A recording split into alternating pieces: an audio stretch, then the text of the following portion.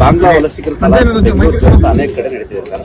ಸರ್ಕಾರ ಎಲ್ಲೊಂದ್ ಕಡೆ ಬಾಂಗ್ಲಾ ವಲಸಿಗರನ್ನ ಯಾರೇ ವಲಸಿಗರು ಬಾಂಗ್ಲಾದೇಶ ಇನ್ನಿತರ ದೇಶದವರು ಆಫ್ರಿಕಾ ಕಂಟ್ರೀಸ್ ನಾವು ಬಹಳ ಕಟ್ಟುನಿಟ್ಟುವಾಗಿ ಗಂಭೀರವಾಗಿ ಇದನ್ನ ನಾವು ಶೋಧನೆ ನಡೆಸ್ತಾ ಇದ್ದೀವಿ. ನೀವು ಕಳೆದ 3 ತಿಂಗಳಲ್ಲಿ ನೀವು ಸ್ಟ್ಯಾಟಿಸ್ಟಿಕ್ಸ್ ನೋಡಿದ್ರೆ ಆಲ್ಮೋಸ್ಟ್ ಸುಮಾರು 1,000 ಜನ ವಲಸಿಗರು ಸಿಕ್ಕಿದ್ದಾರೆ. ಬೇರೆ ಬೇರೆ ನಿಮ್ಮ ಆಫ್ರಿಕನ್ ಇರ್ಬೋದು, ಬಾಂಗ್ಲಾದೇಶಿಗಳು. ಆಮೇಲೆ ಇವರೆಲ್ಲನೂ ಕೂಡ ನಮಗೆ ಉತ್ತರ ಭಾರತದಿಂದಲೇ ಬರ್ತಾರೆ.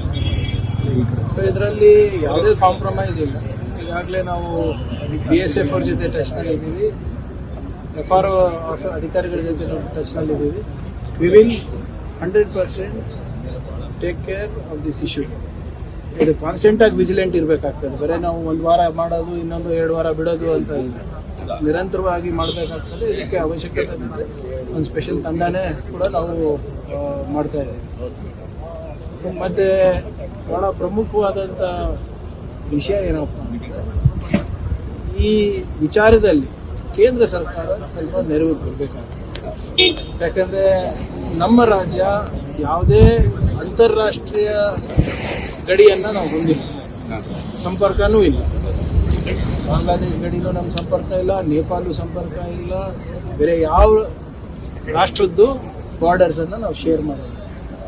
ಆದರೆ ಇವತ್ತು ಅವರು ನುಗ್ತಾ ಇದ್ದಾರೆ ಅಂದರೆ ಎಲ್ಲಿಂದ ಬರ್ತಾ ಇದ್ದಾರೆ? ಇವತ್ತು ತ್ರಿಪುರಾದಿಂದ ಬರ್ತಾ ಇದ್ದಾರಾ, ಅಸ್ಸಾಮಿಂದ ಬರ್ತಾ ಇದ್ದಾರಾ, ಬೇರೆ ನಾರ್ತ್ ಈಸ್ಟ್ ಇಂದ ಬರ್ತಾ ಇದ್ದಾರಾ, ಪಶ್ಚಿಮ ಬಂಗಾಳಿಂದ ಬರ್ತಾ ಇದ್ದಾರಾ? ಗಡಿ ಕಾಯೋ ಜವಾಬ್ದಾರಿ ಕೇಂದ್ರ ಸರ್ಕಾರ. ಅದೇ ವಿಚಾರದಲ್ಲೇ ಇವ್ರು 2-3 ಎಲೆಕ್ಷನ್ ನಾರ್ತ್ ಈಸ್ಟಲ್ಲೂ ಮಾಡಿಬಿಟ್ರು ಮತ್ತು ವೆಸ್ಟ್ ಬೆಂಗಾಲಲ್ಲೂ ಮಾಡಿಬಿಟ್ರು. ಆದರೆ ಅವ್ರ ಜವಾಬ್ದಾರಿ ಸರಿಯಾಗಿ ನಿರ್ವಹಿಸ್ತಾ ಇಲ್ಲ ಅಂತ ನನ್ನ ವೈಯಕ್ತಿಕ ಅಭಿಪ್ರಾಯ.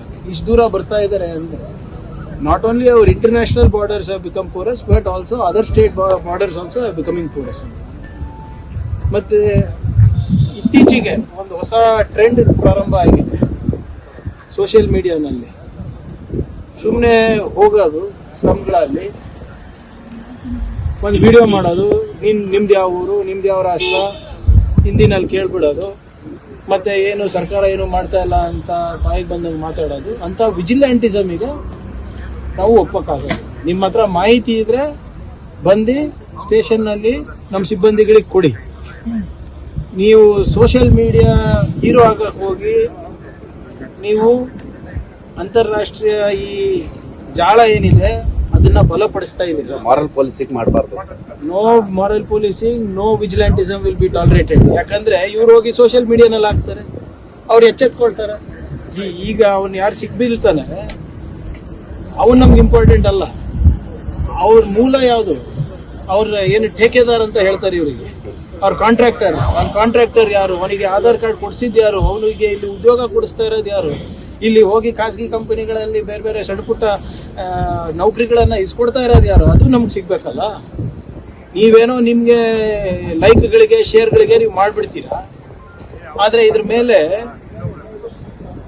ಸೆಕ್ಯೂರಿಟಿ ಮೇಲೆ ಎಷ್ಟು ದೊಡ್ಡ ಪರಿಣಾಮ ಬೀಳ್ತೇವೆ ಅಂತ ಸ್ವಲ್ಪ ಜವಾಬ್ದಾರಿಯಿಂದ ಮಾಡಬೇಕು. ಸೊ ಇನ್ಮೇಲಿಂದ ಸೋಷಿಯಲ್ ಮೀಡಿಯಾ ಈ ಆಕ್ಟಿವಿಸಮ್ ಏನಿದೆ ಅದು